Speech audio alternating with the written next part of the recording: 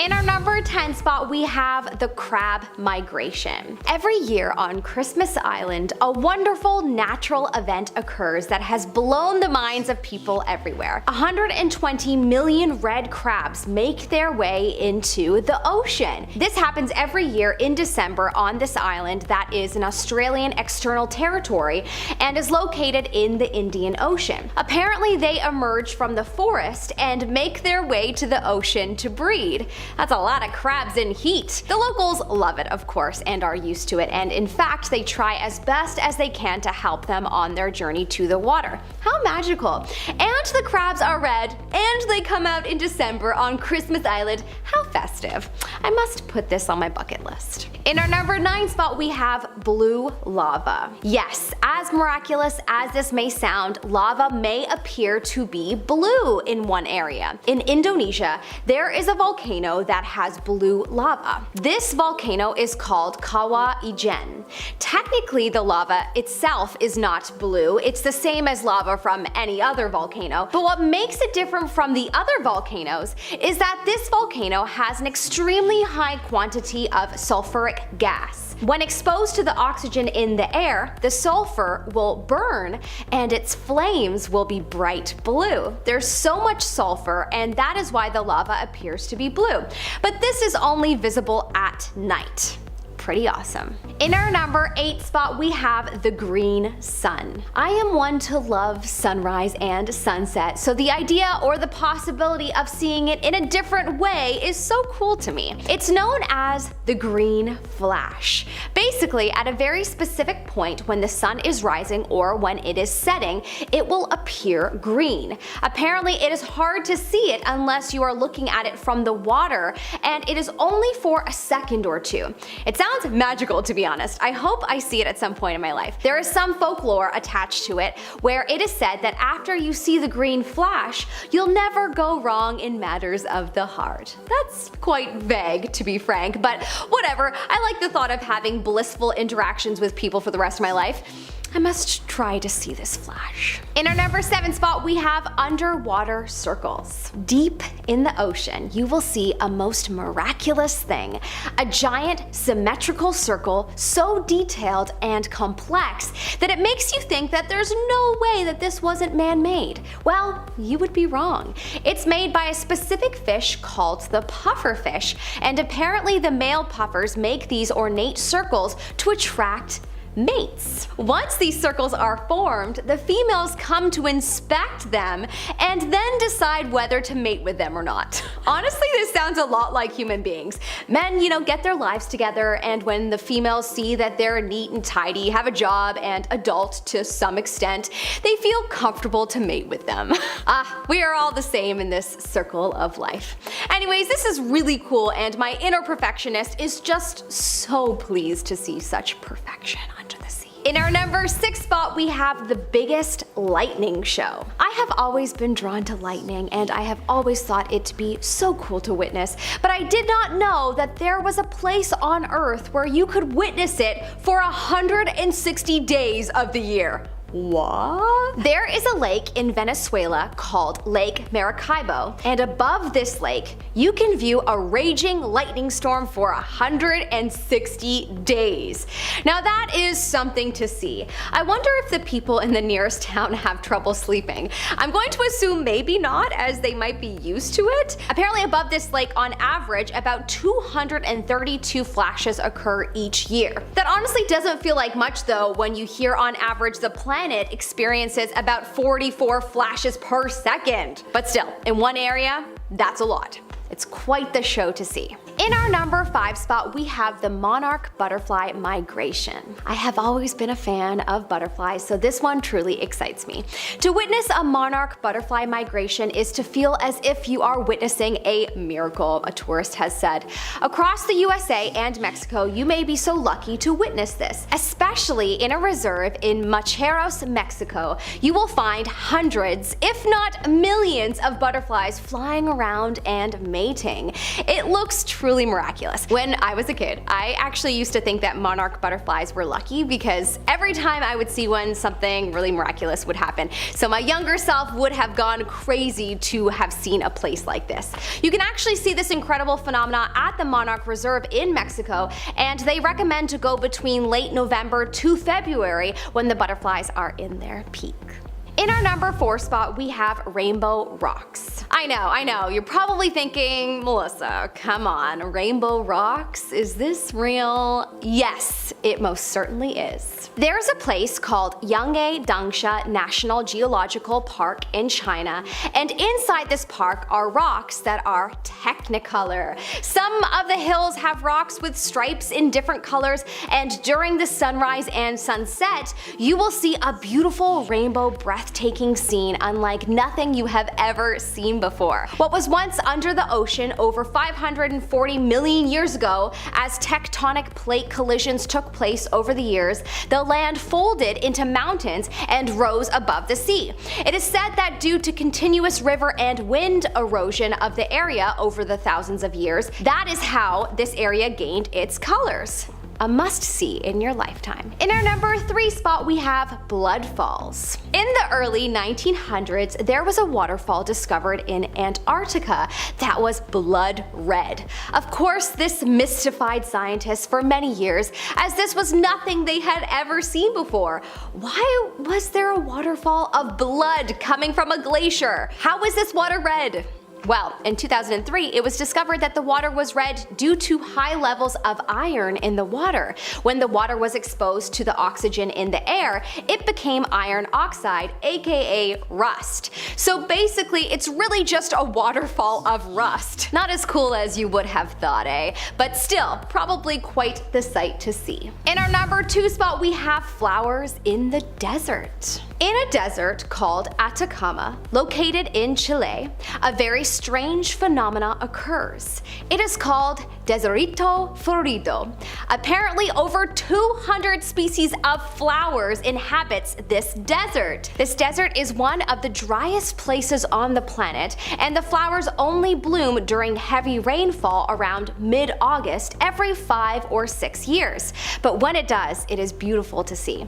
It's crazy because apparently some parts of this desert never even experience any rain, and that's how dry it is. But a large area does every so often, and the flower seeds lay dormant until it does. Other deserts apparently also experience a desert bloom, is what it's called, where flowers will bloom every so often. They include Death Valley National Park in California and the Glacier National Park in Montana. In our number 1 spot, we have rainbow trees. I had to leave the best till last. This is probably the coolest thing I have ever come across. Somewhere on this planet is a rainbow-colored tree, and it's waiting to take a selfie with me. Nope, this tree is not painted, it's a real tree. This is a rainbow eucalyptus tree, also known as Eucalyptus digulpta, and it is found in Southeast Asia such as Papua New Guinea, Indonesia, and the Philippines.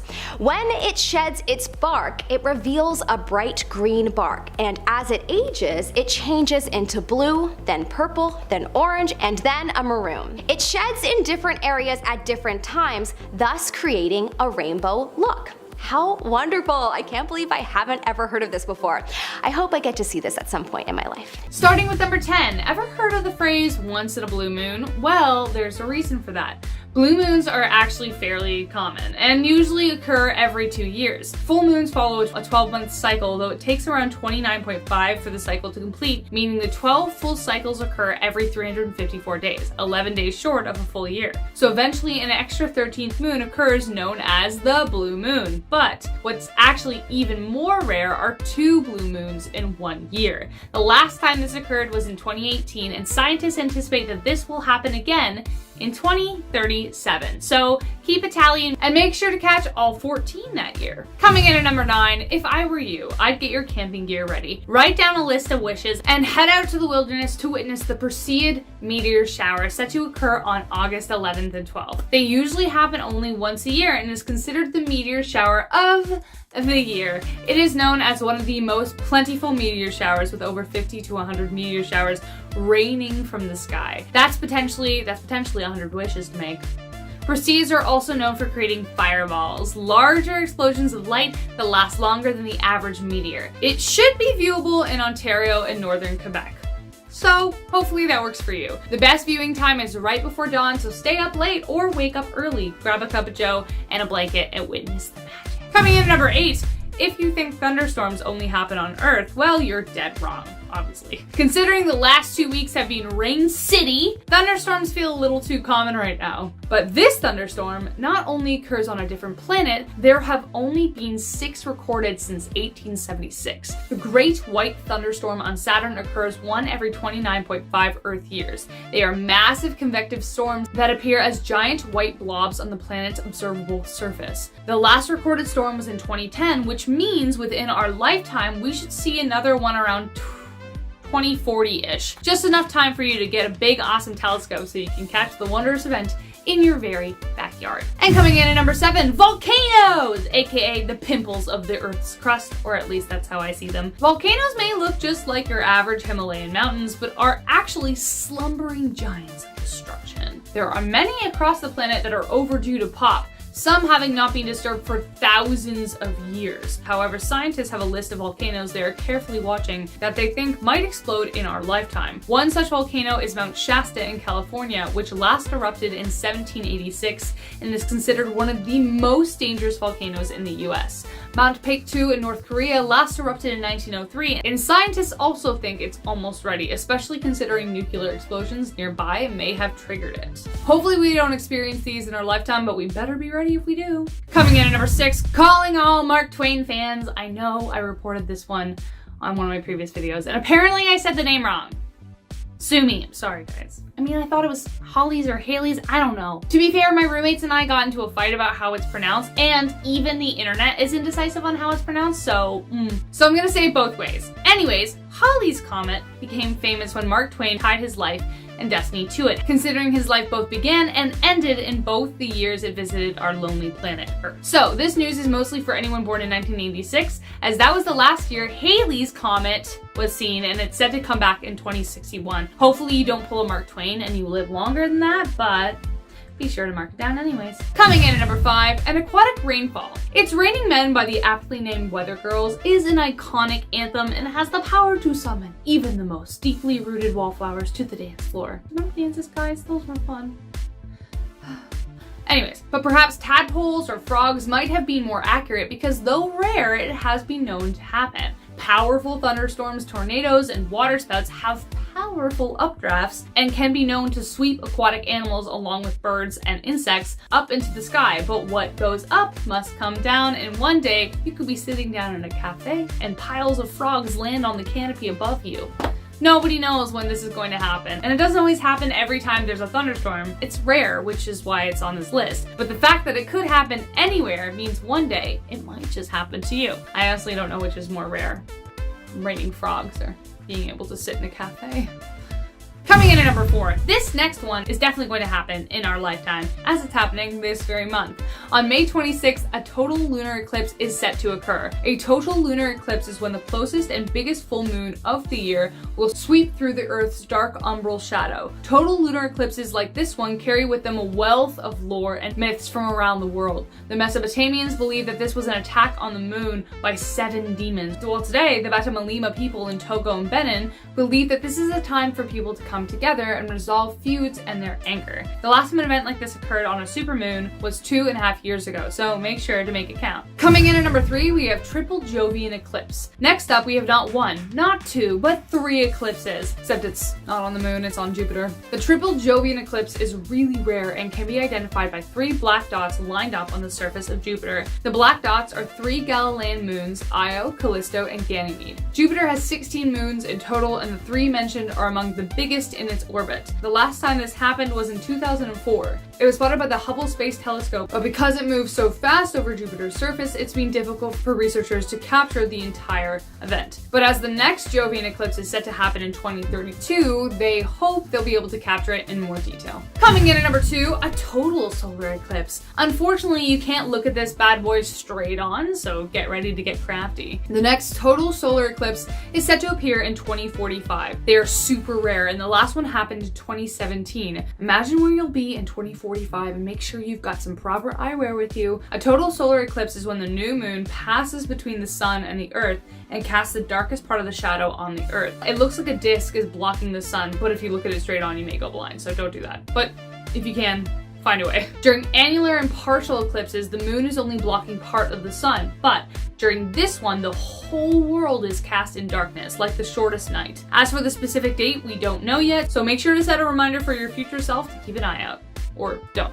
Keep your eyes shut. Don't look at it. And last but not least, number 1. Now this last one is not a natural phenomenon, but one we've started to create, and just how rare it will be in the future all depends on how far we go. When humankind first landed on the moon, it made the stars above us seem that much closer. And they keep getting closer. It takes a lot for humans to go to space, and it feels like we've been waiting a while to go to the moon. Because we have. It has been over 50 years since astronauts last set foot on the moon. But guess what? The next one is sooner than you think. The Artemis program is set to put boots on the moon, hopefully by 2024, though some expect it may even be as early as 2022, next year. Considering the year we've had, it's a wonderful thing to look forward to. It will also be the first time a woman and a person of color has ever set foot on the moon. But this time, they aren't just going to visit, they plan to stay for a while. While Apollo 17 only spent 3 days, Artemis plans to extend the trip to weeks, even maybe months. In February 2020, NASA began rigorous tests on the spacecraft Orion, which is equipped with life support systems and shuttle interfaces. It will dock with the Lunar Gateway, which will serve as the astronauts' base when exploring the moon. If this all goes well, their next plan is to launch a team to Mars. Starting off this list in our number 10 spot, we have the Island of Dolls. The Island of Dolls is basically exactly what it sounds like, and while it is exceptionally creepy to look at, the story behind it is even more disturbing. This island sits in the canals south of Mexico City and is the home of many, many absolutely terrifying and mutilated dolls. Even in the daylight, these dolls look creepy with their missing limbs and heads and creepy beady eyes, but at nighttime, this island is absolute nightmare fuel. The story behind this island is quite tragic though. It starts off with the only person on the island finding the body of a young child. He was of course absolutely beside himself over this gruesome discovery, and shortly after he saw a doll floating by in the water. He strung the doll up in a tree in order to appease her soul and to protect the island from evil. While this is an extremely dark story and the dolls are very creepy, I think we can all certainly understand why the dolls most definitely need to stay there. In our number 9 spot today, we have mannequin head scarecrows. There is something unbelievably creepy about mannequin heads, and seeing one in a place you'd not usually expect to see one is always quite a shock. This is why this practice in Japan is perfect for absolutely scaring the crap out of people and also crows. In Japan's countryside, it is pretty common for a mannequin head to be used as a type of scarecrow. Regular scarecrows are scary enough, but these heads most certainly make it even more macabre than ever before, especially at night. Japanese farmers will get these heads that have been left over from hairstylists, and while they are meant to scare off birds, they truly are scarier to humans, especially when they get moldy and bleached by the sun. But seriously, just picture it, you had no idea about this practice, and suddenly you see a bunch of bodiless heads floating around? Absolutely terrifying. In our number 8 spot today, we have the Irukandji Jellyfish. These jellyfish are, well, jellyfish. And what do jellyfish do? They sting. But these guys certainly know how to pack a punch. If you are in the unfortunate circumstance of being stung by one of these jellyfish, you might come down with a case of Irukandji syndrome. This syndrome will basically give you a feeling of impending doom. Lisa Gershwin, who is an Australian biologist, even said, patients believe they're going to die, and they're so certain of it, they'll actually beg their doctors to kill them just to get it over with. This truly sounds like an absolute nightmare, and you'd probably have absolutely no idea why you were feeling like that. I can't even think of a worse combo than being stung by a jellyfish and also feeling like the world was gonna end. It's just simply not a good mix. In our number 7 spot today, we have fatal insomnia. Okay, so insomnia already seems terrible, but did you know that there is a kind that can actually kill you? Fatal insomnia unfortunately exists, but the good news is that it is extremely rare. Fatal insomnia usually starts out more mild, but gradually grows and grows over time. Symptoms, other than not being able to sleep, include speech problems, coordination problems, and even dementia. After the lack of sleep grows great enough, there will be hallucinations, delirium, and confusion, confusion, and all of this combined will unfortunately lead to death. The average time from the onset of symptoms to death is only 18 months, making this an extremely quick progressing disorder. The first ever record of it comes from Venice when a man passed away in 1765 from it. In our number 6 spot today, we have horsehair worms. I'm not sure about you guys, but any worm is certainly bad enough for me, let alone these disgusting, deadly ones. The horsehair worm likes to live in damp places such as watering troughs, swimming pools, streams, or puddles, and the adult ones are free living, while the larvae are parasites on arthropods. Okay, so these guys aren't too much of a worry to humans, which is just the best news, but that isn't the case for all creatures. There are certain creatures that have quite a time when infected with a horsehair worm. The worms will infect the host, which will then infect the host's brain. This infection will cause the host to find a body of water where it will literally drown itself. This will then return the worm to water, which is its second favorite place other than inside of a creature it can manipulate. I feel like horsehair worm is much too nice of a name for these creepy little guys, and something like nightmare serial killer worm might be a touch more accurate. In our number 5 spot today, we have the Gimpy Gimpy. I never thought I'd be adding a plant to my list of dangerous things, but somehow Australia always knows how to provide. This plant is seen in the rainforest areas of Northeast Australia as well as in Indonesia. You might be sitting there wondering what is so dangerous about this one, and that would be its stinging hairs. Yes, you heard that right. This plant has little stinging hairs on it that will deliver an incredibly powerful neurotoxin when touched. The sting from this plant is apparently excruciatingly painful. A woman named Marina Hurley was studying this plant and got stung, and she described her experience as the worst kind of pain you can imagine, like being burnt with hot acid and electrocuted at the same time. The allergic reaction developed over time, causing extreme itching and huge hives that eventually required steroid treatment. At that point, my doctor advised that I should have no further contact with the plant, and I didn't object. I think this is most certainly one plant that I'll stay far, far away from. In our number 4 spot today, we have invisible fire. Okay, I know this list is titled Disturbing Things You Will See for the First Time, but the issue with this one is the fact that you can't see it. Invisible fires are actually ethanol fires. These are the fires that are created by alcohol, even the kinds we drink, and even motor fuel as well, which is why these can be quite an issue for race car drivers and crews. We got you. Wait. I'm on fire! Okay. It's all right, you're not on fire. I knew it, you're lying! I'm burned! There is no fire. Ethanol burns blue and smokeless, but these blue flames can be virtually invisible to the naked eye. This provides an incredibly huge obstacle. We know how dangerous and deadly fires can be, so how do we fight something that is dangerous and deadly, but that we can't see? It truly is one of those things that upon learning about, I suddenly developed some sort of irrational fear over it. In our number 3 spot today, we have alien hand syndrome. If someone told me about this before I made this list, I would have thought that they were trying to play a silly little trick on me, but this one does actually exist. Alien hand syndrome is an eerie phenomenon that occurs when a person suddenly does not have control over their hand or any limb anymore. The hand will begin acting like it has a mind of its own, which truly is a terrifying thought. Sometimes people will find themselves in a situation where they are forced to keep the alien hand under control with the hand they thankfully still have control over, so as to ensure they don't harm themselves or anyone else. The most common factor regarding this syndrome is that the primary motor cortex, which controls the hand movement, is isolated from the premotor cortex influences, but it still remains intact and able to execute movements. All in all, this isn't the deadliest one on this list, but it certainly is very, very creepy.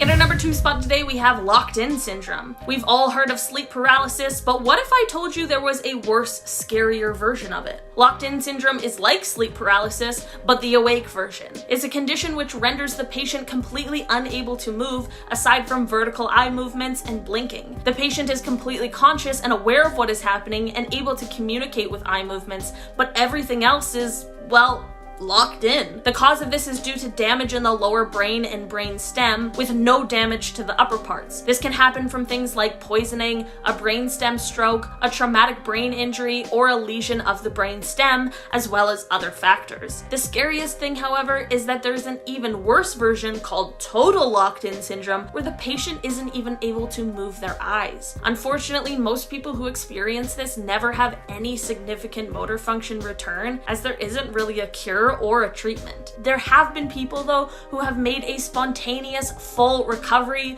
so there certainly is hope, which I am holding on to. In our number 1 spot today, we have Bolton Strid. In Yorkshire, England, there just happens to be one of the most dangerous bodies of water. The Bolton Strid may look like a serene, babbling, but it is anything but that. While it's only 6 feet across, below the water's surface, there is a deep chasm with extremely strong undercurrents. Like so strong that no one who ever fell into the water has ever come out. Not even their bodies. There are a series of caverns and tunnels below the surface of the water, and nobody even knows exactly how deep this Strid goes. This place is so deadly because it does not look deadly at all. Luckily, there are now signs up around it trying to warn people of just how dangerous the water really is. While it certainly is lovely to look at, I would never even think of going near it.